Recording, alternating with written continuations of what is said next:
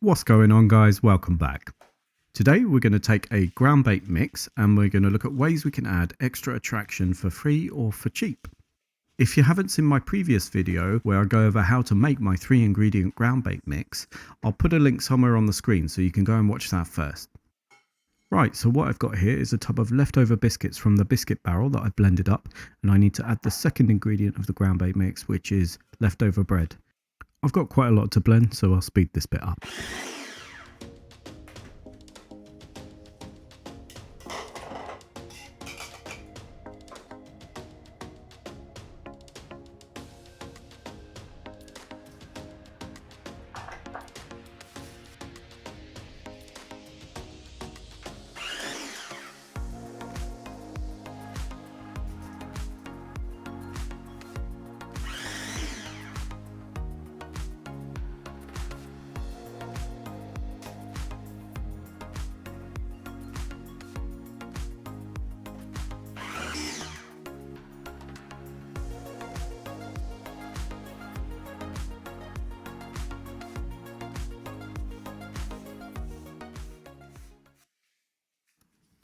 Right, so the bread's done, the biscuits are done, and I'm going to have a look in the cupboard for the final ingredient to the ground bait mix. This ground bait mix is really successful on its own, but you've probably got quite a lot of stuff in the cupboard that you could add in to just add a bit of colour or add a bit of attraction. Turmeric and garlic are both really popular, and I know quite a lot of people left comments on my previous ground bait video to tell me that they add in things like dog biscuits and loads of good stuff. I know you've seen me make the ground bait recipe here, but that video is well worth going back to watch because it does explain it in a bit more detail. And leave a comment, let me know what your favourite addition to your ground bait is. When I think of ways to add attraction to the basic ground bait mix, I like to think, firstly, what am I going to use it for and what am I going to try and catch? I had some great success over the summer catching carp on the local club venues with the recipe that I'm going to show you here. With just a few simple additions to the basic ground bait recipe, I'll show you how to make a mix especially for carp that I found particularly successful in the spring. So we've got our finished base mix here with all 3 ingredients. It still needs to be mixed around a bit. Let's have a look at what else we can add in. I'm going to start with a very well-known bait, and that's sweet corn. I'm going to add in the whole tin plus juice. I think everybody knows how good this bait is, and it's very inexpensive. You've probably got a tin of it in your cupboards as we speak. The only other thing we're going to add is my secret weapon, which is frozen summer fruits mix. This particular one is from Tesco's. I'm not sponsored. You could buy it from any supermarket, I believe. It's just a mixture of berries frozen. When we add this to the base mix, it's going to add so much more attraction in the form of scent and colour, and there's going to be all sorts of little bits in there for the carp to kind of pick over, and they love it. So when you add this and you add the sweet corn to the basic ground bait mix, which is already pretty good, you have a very effective ground bait for a fairly low cost. And I've had particular success with it for carp, but I'm sure loads of other fish will take it too. So we've made the basic ground bait mix in the proportions described in the original ground bait video, and we're going to go ahead and add this stuff in. I find it's best to work with it frozen, especially if you're going to use a blender.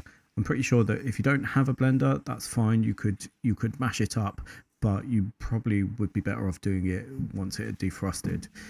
So I'm going to go ahead and mix all this together. I think from my Haribo tub, we'll be able to use about half of that ground bait with this mix, and then I'll still have half a mix of basic ground bait left over.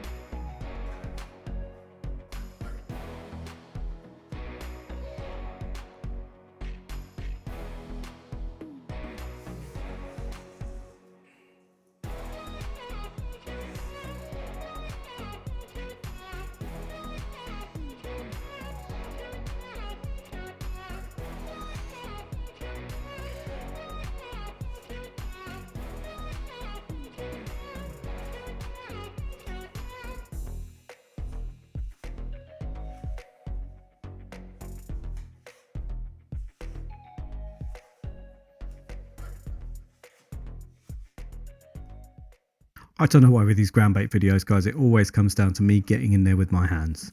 Right, now we've mixed all that lot together, let's add in the sweet corn, juice and all, and give it another mix round.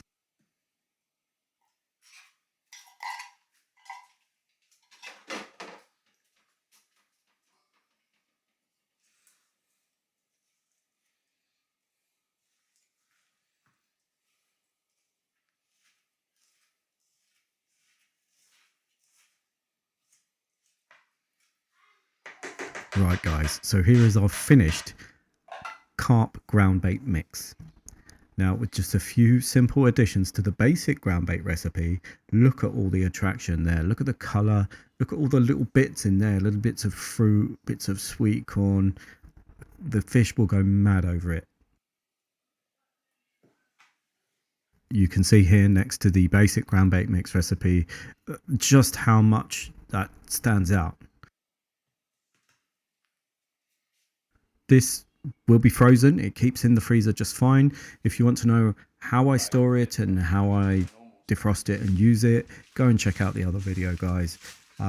This generally will be taken out of the freezer the night before, and in the morning I will transfer to my bait box and away we go. In my other video, I do mention that with the basic 3-ingredient ground bait recipe, when you get to the bank, you don't need to add a lot of water at all. The same thing is true for this recipe. If you add any water, add a little at a time. Just err on the side of caution and you'll be fine. This will go in cage feeders. This can be balled out. This might make a good base for a spod mix. This really is quite a versatile mix and wasn't expensive at all. I hope you've enjoyed the video, guys. Please remember to like and subscribe. It really helps us out. And please let me know in the comments what you add to your ground bait. We've got a really good little community going on here, and there's a lot of really great comments and insights as to what people add. As always, thank you very much for watching, and I'll see you again.